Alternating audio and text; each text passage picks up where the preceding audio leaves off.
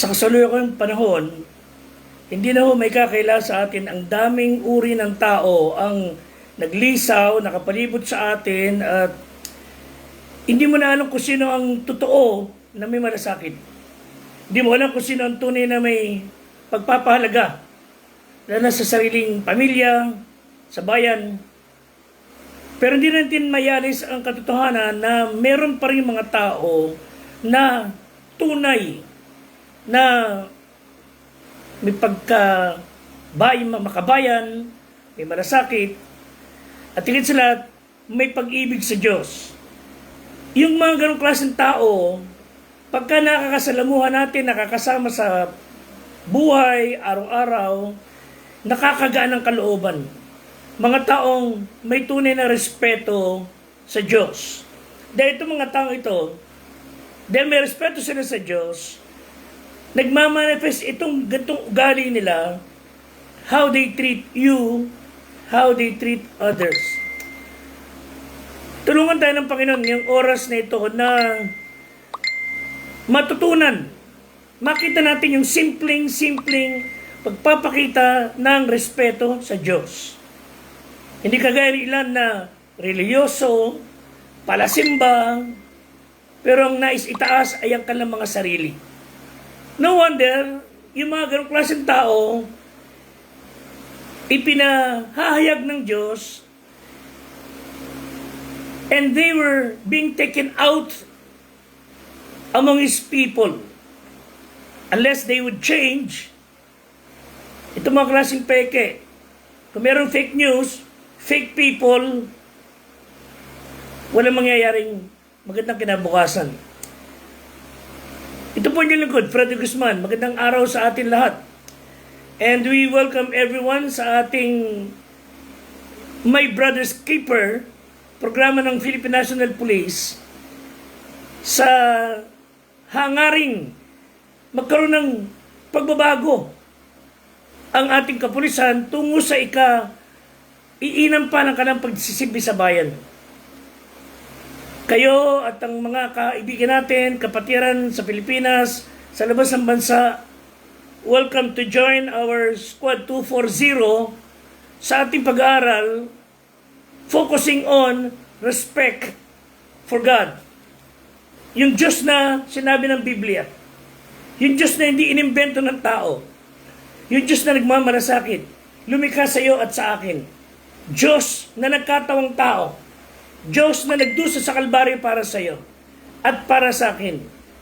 We are talking about how to show respect to the one who loves us and died for us, and He is coming again. Again and again. Si Kristo Jesus, yung ating Diyos, ay muling babalik. And again, Lord, sinabi ko nga sa inyo madalas, He is not only coming, He is taking over. Sa ating mga talatang babasahin, sinabi ng Matthew 5:16, let your light so shine before men that they may see your good works and glorify your Father which is in heaven. Tayo who claim to believe in God, tayong lahat who claim to be believers in Christ, who claim to be Christians, who claim to respect God, honor God, sinasabenta ng Diyos, yung ilaw mo na si Kristo na nasa iyo, magliwanag yun. Ang makita ng tao, yung Diyos, na yung sinasabi mong sinampalatayanan. Kung tunay kang Kristiyano, dapat nagbabago ang iyong buhay. Papatino, hindi palala. Kung tunay kang Kristiyano, mahal mo ang Diyos, sabi ng Bible, let your light so shine, that light is your good works. And you are doing good works para maluwalhati siya, para mapapurihan siya. Hindi sarili nating libag. Wala ho tayong katinuan sa harapan ng Diyos. On our own, we're so dirty. Ang ating kabutihan are such like filthy rags. Tabi-tabi po, yung ating mabuting sariling kabutihan na sinasabi natin, pinagmamagaling natin, para nagnanaklak ng nasugat.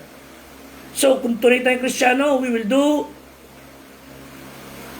good things Because we are called to do good things, Ephesians 2:10, and that is because we love Him and we want Him to be praised.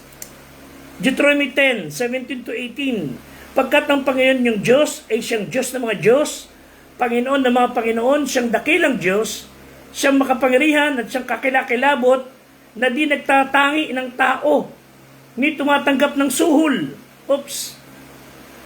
Yung ating ilang mga nasa kapangyarihan, hindi lamang po suhol, garapalan ang pangungurakot, andyang nahuhuli, itinatanggi pa.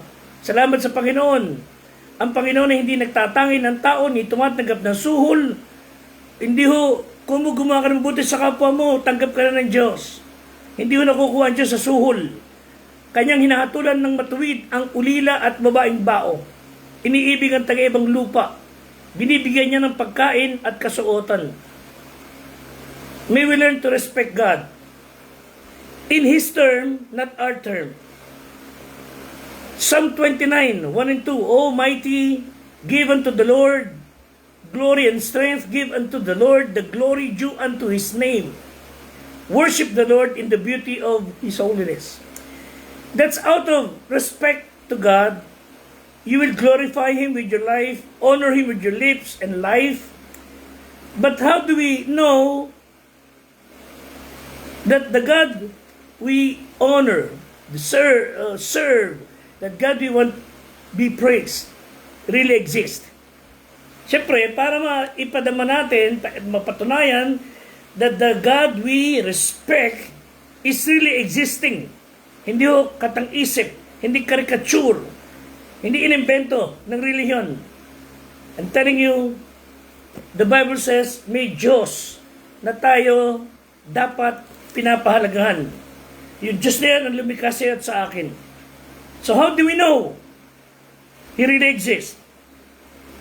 And how do we know who He said He was and is, at ano ang kanyang itsura and what His plans sa ating buhay? Mga kaibigan, again, let me tell you, while on earth, God Himself, the Creator of the universe, revealed Himself through His book. God revealed Himself through the Bible. Hindi po sa ibang aklat. There's another book that God revealed Himself. And the Bible is more than a book. It's the actual Word of God. Mismong salita ng Diyos na isinulat, ipinasulat niya. And the evidence revealed in His book is more than convincing. Pagka hindi pa tayo nakumbinse, talagang wala na makakapangumbinse sa atin. Pagka talaga ang tao ay sarado, ang isipan parang bulag, kahit anong tapat mo ng spotlight sa bulag, kahit anong tapat mo ng ilaw na malakas sa bulag, hindi niya makikita. You know why? The blind man doesn't need light. The blind man need sight. Kailangan ng paningin para makakita ang bulag. Hindi kailangan ng liwanag. Kahit katotohanan sinasabi na natin sa mga tao, pero sarado isipan ng tao at ayaw niyang buksan ang kanyang kaisipan at puso, kahit Diyos man, hindi siya mapababago. Liban nila kung yung tao yan, tulad nating mga nakaranas, nagpakumbaba, humingang tawad sa Diyos, at sinilala ang kanya kawalang magagawa, at sinabing, Panginoong Hesus, ikaw po makapangyarihan sa lahat, reveal yourself to me. God reveals Himself through the Bible, and many potentates in time past have raged against the book, have raged to destroy the Bible. They sought to destroy and to uproot the Bible. Pinagsama-sama ng puwersa in the likes of Alexander the Great, princes of Egypt and Babylon, monarchs of Persia, Greece and Rome. They prevailed nothing. All of them gone. Yet the Bible exists. Amen. Because God Himself protected His Word. The powerful Word of God. Not only He revealed Himself through the Bible, He revealed Himself with a body. Nagkatawang tao ang Diyos. John 1:1, nang pasimula siya ang berbo, at ang berbo ay sumasa sa Diyos, at ang berbo ay Diyos. Verse 14, John 1:14, at nagkatawang tao ang berbo. 1 Timothy 3:16, great is the mystery, God was manifested in the flesh. So God reveals Himself having body. Hindi siya lumakad sa lupa. Magkatawang tao ang Diyos. While He was walking on the seashore, they saw God walking on the seashore. When He was walking on the water, they saw God walking on the water. When He was doing miracles and teaching and helping, they were actually seeing God, the Creator, walking and teaching and helping. He revealed Himself with the body, with the flesh. And anyone who wants to see and know what He is like, look unto Jesus. Ito po yung tsura ng Panginoon. Hindi siya nagkataon tao na mukhang caricature at mukhang kengkoy-kengkoy. No way. And by the way, hindi po siya katulad ng mga nakapako sa krus na nakikita na parang binabae, na nakapako, nakabaliling. No, hindi ho. Ang Panginoong Hesus po ay matipuno. Siya po ay batak sa trabaho nung siya nagkataon tao. Hindi siya lelembot-lembot. Wika sa Isaiah 53 verses 2 to 4, when we shall see Him, there is no beauty that we should desire Him. Wala siyang tipong kutis ng mga Koreans ang gaganda ng kutis. No. I believe He has a bulky built. Kapag hindi siya tatamad-tamad, siya po ay masipag na karpintero. There is no beauty that we should desire Him. He is despised and rejected of man. The Bible says He was a man of sorrow and acquainted with grief. You never see Him bubbly. Perhaps once in a while, but during His time on earth, He was a man of sorrow. He was despised and rejected. He was acquainted with grief. And we hid as it were our faces from Him. He was despised and we esteemed Him not. Tuloy na kanyang dinala ang ating karamdaman. Dinala ang ating mga kapanglawan. You know why He is so, kumbaga seryoso? Because He was carrying the sin of the whole earth, the whole world. Pero sabi ng Bible, ganun may ating pinalagay siya na hinampas, sinaktan ng Diyos, dinalamhati. And God the Father spoke through His Word, through His workers.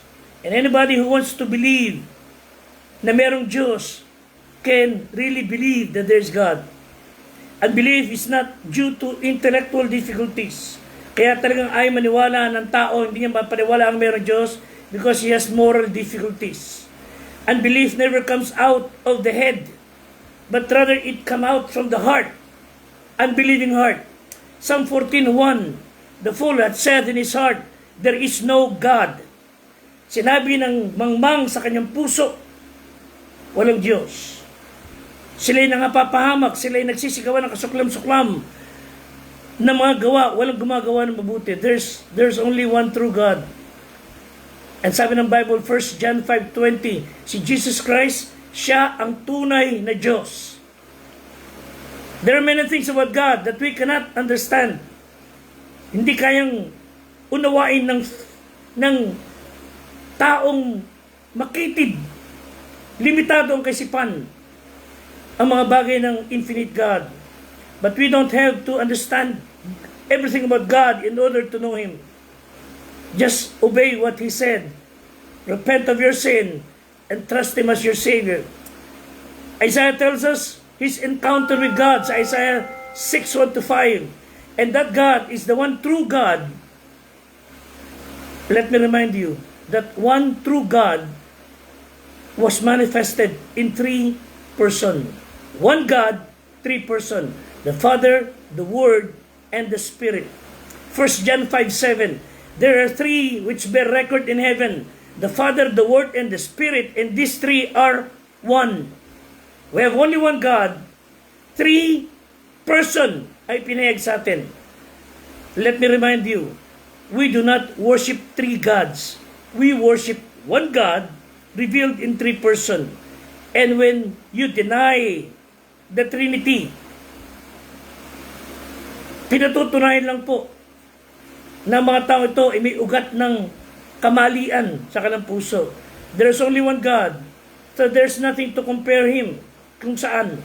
Isaiah 40:18, Kanino nga ninyo itutulad ng Diyos o anong wangis ang iwawangis nyo sa Kanya? But we see God's reflection as the triune God in many ways. For example, in time, as God was revealed in three persons, time was revealed in three ways. Past, present, future. Sa space, height, width, depth. Lalong higit sa tao. Tao ang pinakamalapit na kahalintulad ng isang Diyos, tatlong persona. Kung paano ang Diyos ay tatlong persona, Ama, Anak at Espiritu Santo. When He said, Genesis 1:26-27, let us create God. Let us make man, let us make man according to our image and likeness. God's image na nasa tao is the holiness, and likeness na nasa Diyos at nasa tao ay tatlo. Ano yung tatlong bagay na nasa tao?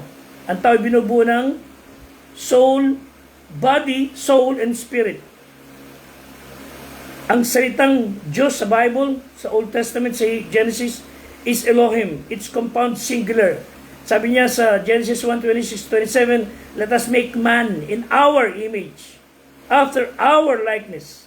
And God created man in His own image. So meron Diyos na nahayag sa tatlong persona. Diyos Ama, Diyos Anak, Diyos Espiritu Santo. Ang tanong, sino ang Diyos sa iyong buhay? Anong Diyos ang sa iyo ay kumikilos? Sinong Diyos ang sa iyo ay nagdidikta at nagbibigay sa iyo ng gabay? God who is omniscient, all-knowing.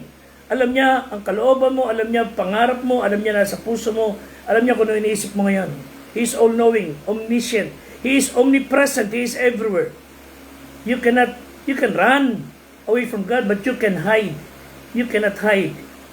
Alam niya kung nasaan kang lugar. And He is omnipotent. He is so powerful. Wala makadadig sa ating Diyos. Siya'y namatay, ibinigay niya sarili niyang buhay. And He was able to take it back. Why? Because He is God. Siya ang ating Panginoon, siya ang ating manunubos. 2 Chronicles 20, verse 6. O Panginoon na Diyos ng aming magulang, di ba ikaw ay Diyos sa langit? Di ba ikaw ay puno sa lahat ng kaharian ng mga bansa? At nasa iyong kamay ang kapangyarihan, ang lakas na anupat walang makaharap sa iyo. Walang makadadig sa Diyos. He is so powerful. God is also a great provider. Siya ang source ng lahat ng ating pangailangan. At lahat ng lakas meron tayo. Lahat ng gabay at pagpapalang meron tayo galing lahat sa Diyos. Liban lang ko ito'y galing sa pangungurakot sa bayan. Hindi po galing sa Diyos ang masamang pagpapala. He cares about what we care about. Alam niya kung ano needs ninyo. No matter how small our need, He knows it. No matter how big our need, He can provide it. Ayon sa kanyang kalooban. 2 Corinthians 9:8 and 10. At maaaring gawin ng Diyos na ang lahat ng biyaya ay sumagana sa inyo upang kayo na merong laging buong kaya sa lahat ay magsisagana sa bawat mabubuting gawa. At ang nagbibigay ng bini sa nag-aasik at ng tinapay na pinakapagkain ay magbibigay at magpaparami ng inyong binhi upang iasik. God is the healer. He can heal not only our physical bodies, but He can heal broken relationships, broken hearts, broken mind. Payagan lang natin siyang tulungan tayo. Pakialamin natin siya sa ating buhay. Kahit na sino tao siguro na may magandang hangarin sa isa't isa. Pero pag binaliwala niyo yung hangarin na yun at hindi niyo hiniyang tulungan niya kayo, even God cannot help you. God can mend broken relationships. Exodus 23:25. At inyong paglilingkuran ang Panginoong inyong Diyos at kanyang babasbasan ang inyong tinapay at ang inyong tubig, aking aalisin ang sakit sa gitna mo. Walang babaeng makukunan o magiging baugman sa iyong lupain. Ang bilang na iyong mga araw ay aking lulubusin. So God will prolong your life. Walang madidisgrasya. Kaya lang natin siyang kumilos. Jeremiah 30:17, I will restore health unto thee. I will heal thee of thy wounds, said the Lord. Psalms 147:3, kanyang pinagagaling ang mga may babag na puso. Tinatalian niya ang kanilang mga sugat. Honor Him He will honor you. Respect Him, He will respect you. And this is the challenge. How can you show respect sa ating Diyos? John 15:15, hindi ko na kayo tatawaging maalipin pagkat di nalalaman ng alipin kung ano ang ginagawa ng kanyang Panginoon. Ngunit tinatago kayong mga kaibigan. As His friends and children, He will let us know His plans. He will let you know ang plano niya sa iyong buhay. At pag nalaman niyo ang plano niya sa inyong buhay, nalaman niyo, hindi naman imposibleng malaman ninyo, obey Him. One big word, respect God, is to obey Him and submit to Him. You will come to know things na di mo nalalaman unless you become close to Him. Amos 3:7, surely the Lord God will do nothing, listen, but He revealeth His secret unto His servants. He will reveal His secrets sa kanyang friends, servants, people. And the more we do His will, we will show Him our respect. It will also help us to mature. May mga taong tagal-tagal na sa Kristyano, napakaninipis. Mas sinusunod pa ang ibang tao na ikapapahamak ang buhay nila kaysa sundin ang kalooban ng magulang, tamang kalooban ng magulang, tamang kalooban ng Diyos. And the way to have insight into the heart of God, respect Him, is through obedience. John 14:21, he that hath His commandment, keepeth His word. Pag ang salita ng Diyos ay nanatili sa ating puso, inuunawa, sinusunod, that's a simple way of expressing respect sa ating Diyos. Again, mahirap, pero di imposible. How do you show respect sa Diyos? By obeying His word and submitting to His will. Again, may God help us. And God bless us all and give us peace. Until next time, maraming salamat po.